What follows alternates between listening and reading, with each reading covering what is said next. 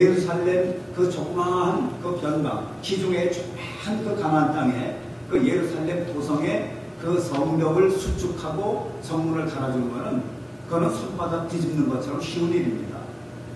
느헤미야에게는 힘든 일이지만 느헤미야가 모시고 있는 그 거대한 페르시아 제국의 왕 앞에는 예루살렘 성을 다시 세우는 것은 아무것도 아니에요. 말 한마디면 다 이루어질 일입니다. 페르시아 왕이 뭐 제목이 없습니까? 인력이 없습니까? 필요한 모든 것은 재물이 없습니까? 다 갖추고 있는 페르시아 왕이 내 소울이 무엇이냐라고 한다면 느헤미야는 그 자리에서 턴쩍번쩍 뛰어야 합니다. 너무너무 기쁘는 거예요. 응답이 다 되어진 겁니다. 우리가 지난주에 말씀을 읽어보았지만요. 느헤미야의 소원이 뭡니까? 왕께 대답하되, 자, 두려워하는 느헤미야를 향해서 이제 아닥사스다 왕이 질문합니다.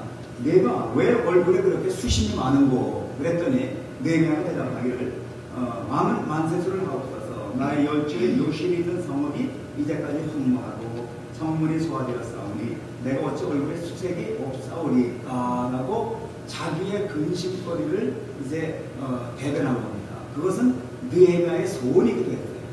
그랬더니 왕이 말하기를 내게 이르시되, 그러면 내 나라에 내 조국의 예루살렘 성이 무너지고 성문이 소화됐는데 그럼 내가 원하는 것은 무엇이냐?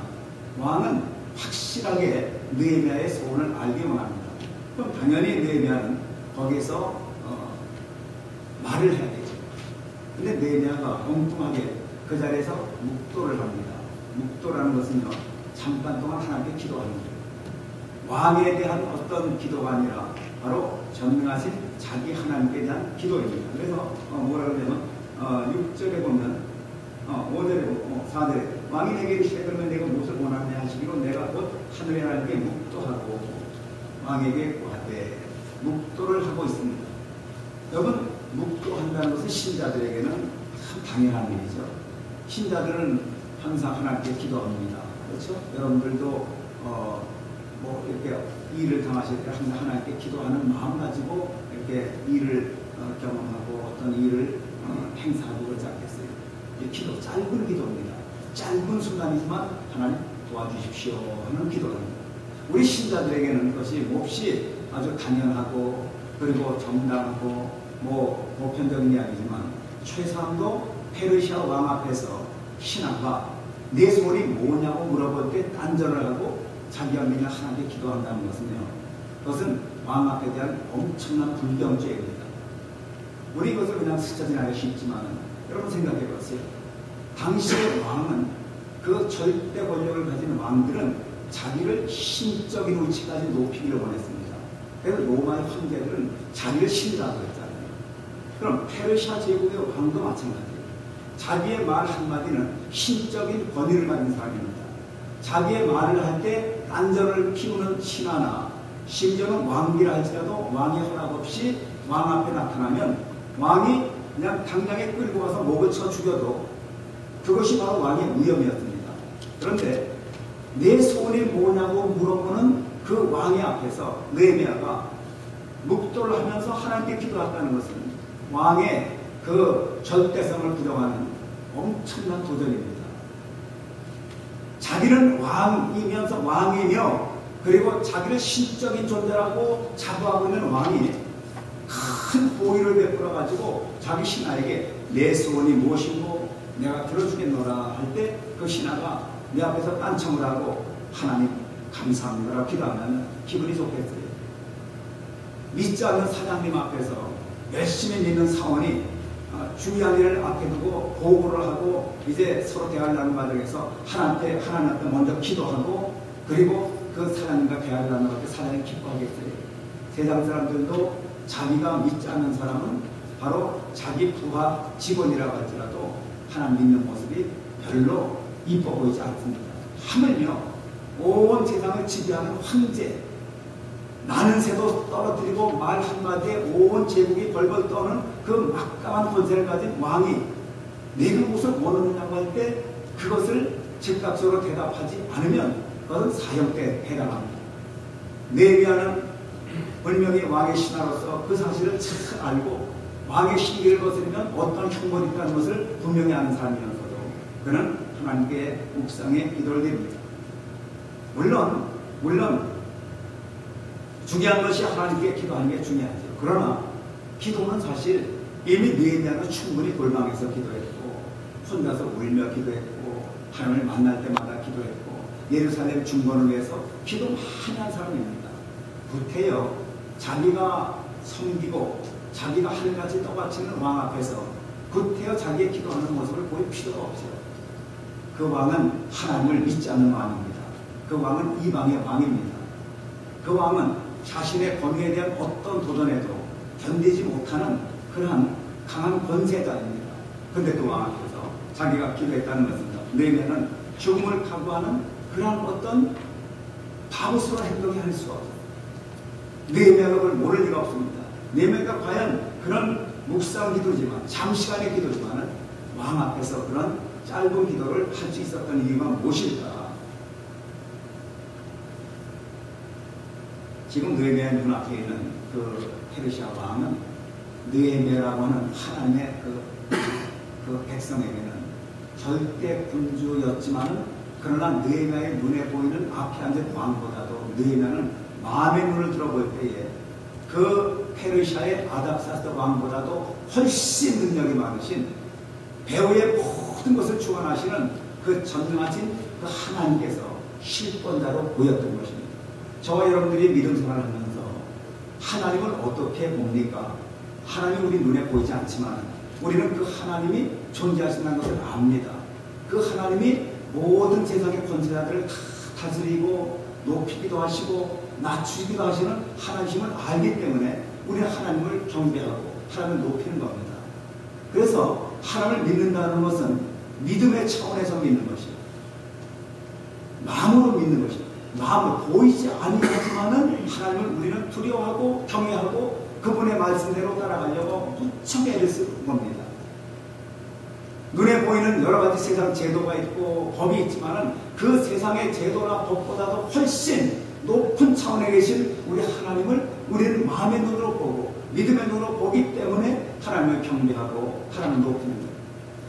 느헤미야라고 하는 이 사람의 눈에는 그 눈앞에서 내 소원이 무엇이냐고 물어보는 그 왕보다도 그 왕에게 그런 말을 할 수 있도록 역사하신 하나님이 너무너무 감사했던 거예요. 우리가 믿음의 차원으로 보면 모든 것이 다 그렇지 않습니까?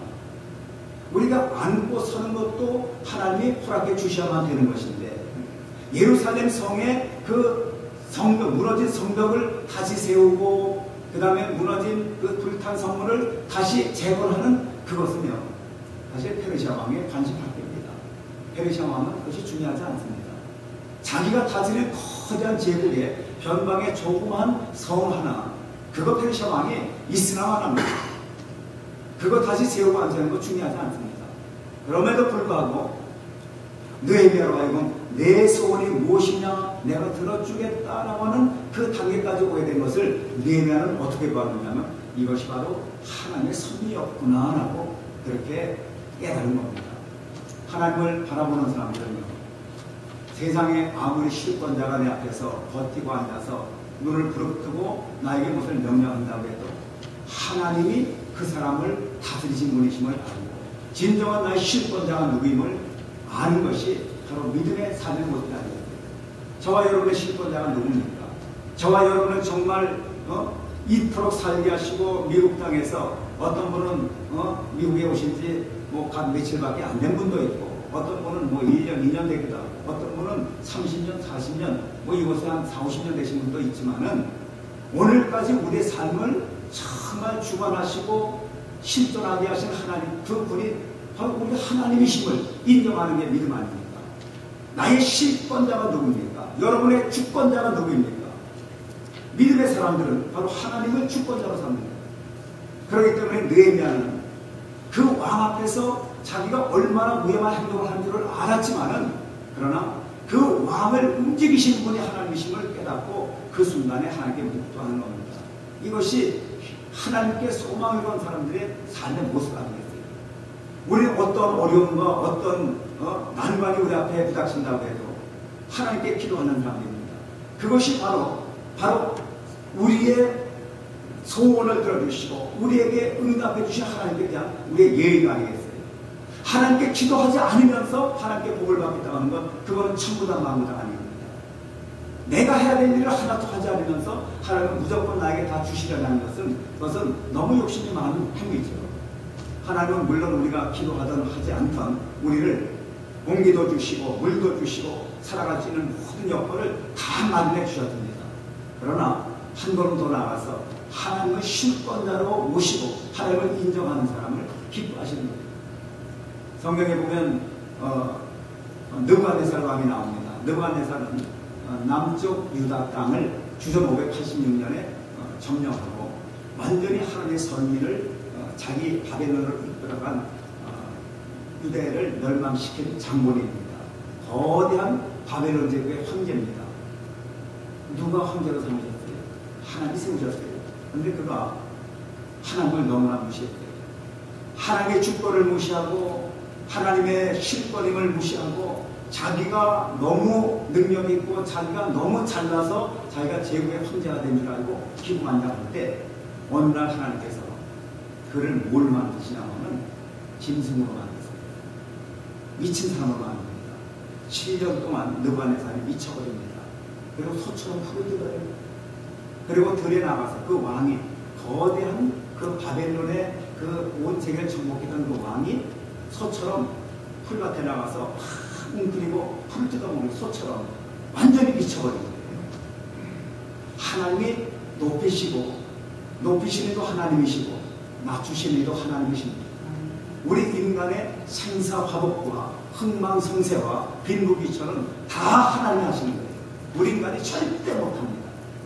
내가 아무리 발버둥 치고 아무리 뭘 하려고 해도 우리의 주권자 되시고 실권자 되신 하나님이 저와 여러분을 붙들지 않으시면 우리는 아무것도 이룰 수가 없어요. 우리의 실권자가 하나님이심을 바라보는 사람들이 소망을 가진 사람들이고 나의 모든 주체와 나의 모든 존재의 모든 가치를 하나님께 모든 그 능력